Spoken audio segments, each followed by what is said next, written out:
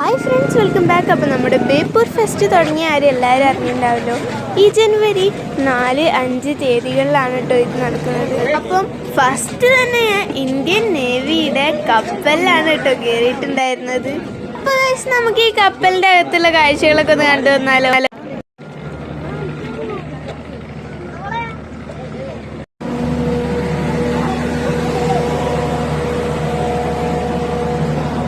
ഇവിടെ നിന്ന് നോക്കി കഴിഞ്ഞാൽ ഒരുപാട് വ്യൂസ് കാണാട്ടോ.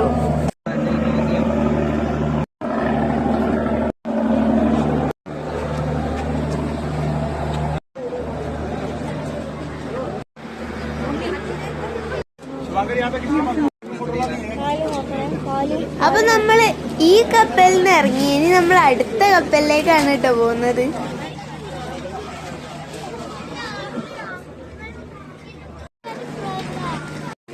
അപ്പൊ ഗൈസ് നമ്മൾ അടുത്ത കപ്പലിന്റെ അടുത്തേക്ക് പോവാണ്. ഇതാണ് കേട്ടോ രണ്ടാമത്തെ കപ്പല്.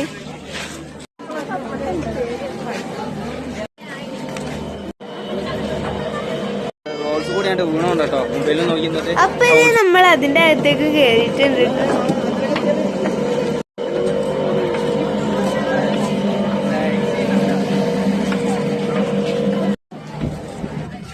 ഇതൊക്കെ ഈ കപ്പലിൽ കയറാൻ വേണ്ടി നിൽക്കുന്ന ലൈനാണ് കേട്ടോ.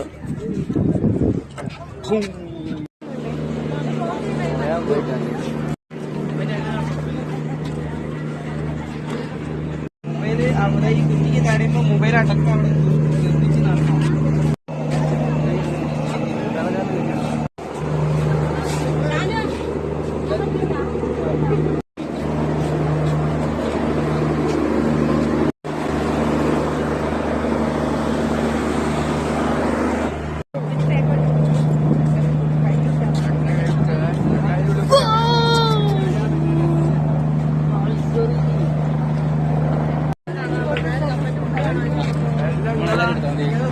അപ്പൊ നമുക്ക് നൈറ്റത്തെ കുറച്ച് കാഴ്ചകൾ കണ്ടു തന്നാലോ. അപ്പൊ നമുക്ക് ഇനി ഫുഡ് ഫെസ്റ്റ് നടക്കുന്ന സ്ഥലത്തേക്ക് പോയാലോ. ഈ ഫുഡ് ഫെസ്റ്റിന്റെ ഏരിയ എപ്പോഴും കളർഫുൾ ആയിരിക്കും. കഴിഞ്ഞ ബേപ്പൂർ ഫെസ്റ്റിനും നല്ല ബ്യൂട്ടിഫുൾ ആയിരുന്നു കേട്ടോ. ഇവിടുത്തെ കാഴ്ചകളോടൊപ്പം തന്നെ ഇവിടുത്തെ ഫുഡുകളിൽ എനിക്ക് ഏറ്റവും ഇഷ്ടപ്പെട്ടത് ഇവിടുത്തെ ലോഡ് ഓഫ് ഫ്രൈസ് ആയിരുന്നു കേട്ടോ. 2-3 ആൾക്കാർക്ക് തിന്നാനുള്ള ക്വാളിറ്റിയിൽ, അതും വെറും 80 രൂപയ്ക്കാട്ടോ ഞങ്ങൾ ലോഡ് ഓഫ് ഫ്രൈസ് ഇവിടുന്ന് കഴിച്ചിട്ടുണ്ടായിരുന്നത്. ഇന്നേ വരെ കാണാത്ത വെറൈറ്റി ഫുഡ്സ് ഇവിടെ ഉണ്ട് കേട്ടോ. അക്മാവേപ്പോ അങ്ങനെ വെറൈറ്റി കുലുക്കി സർബത്തുകളും ഇവിടെ ഉണ്ട്. ഇന്നേ വരെ കാണാത്ത ഒരുപാട് ഫുഡ് ഐറ്റംസ് ഇവിടെ ഉണ്ട് കേട്ടോ. പിന്നെ ഞങ്ങളൊരു പാനിപൂരിയും ഉപ്പിലിട്ട കുറച്ച് ഐറ്റംസ് ഒക്കെ കഴിക്കും. അപ്പൊ ഇവിടെ വെറൈറ്റി ഫുഡ്സ് ഉണ്ട് കേട്ടോ. ഫുഡ്സിന്റെ കാര്യം എടുത്ത് പറയേണ്ടത് തന്നെയാണ്.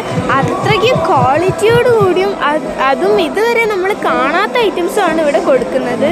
അപ്പൊ നിങ്ങൾ ഈ ബേപ്പൂർ ഫെസ്റ്റ് ഒരിക്കലും മിസ് ചെയ്യരുത് കേട്ടോ. അത്രയ്ക്ക് സൂപ്പറാണ്. ഇവിടെ രാത്രിത്തെ പരിപാടികളൊക്കെ ഇനി നമുക്കൊന്ന് കണ്ടുവന്നാലോ. ഞങ്ങള് ബേപ്പൂരിന്റെ കവാടത്തിലേക്ക് പോകുന്ന സ്ഥലത്ത് ഒരുപാടധികം പിക്ചേഴ്സ് വരച്ചിട്ടുണ്ടായിരുന്നു. അതിൽ എനിക്ക് ഫേവറേറ്റ് ആയിട്ടുള്ള കുറച്ച് പിക്ചേഴ്സാണ് ഞാൻ വീഡിയോ എടുത്തിട്ടുണ്ടായിരുന്നത്. പിന്നെ ഞങ്ങൾ ഇവിടെ വിൽപ്പന ചെയ്യുന്ന ഒരു ജാറും കൂടെ വാങ്ങിയിട്ടുണ്ട് കേട്ടോ. ഇതുപോലെ തന്നെ ഇവിടെ പലതരം കച്ചവടങ്ങളുണ്ട്. ഇവിടെ കണ്ടൊരു ആടാണ് കേട്ടോ ഇത്. എല്ലാവരും അതിനെ തൊട്ട് കളിക്കുന്നൊക്കെ ഉണ്ടായിരുന്നു. അതുകൊണ്ട് ഞാനും അതിനെ തൊട്ട് നോക്കി.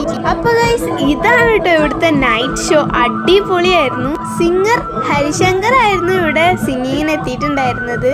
നല്ല അടിപൊളി പാട്ടുകളായിരുന്നു കേട്ടോ.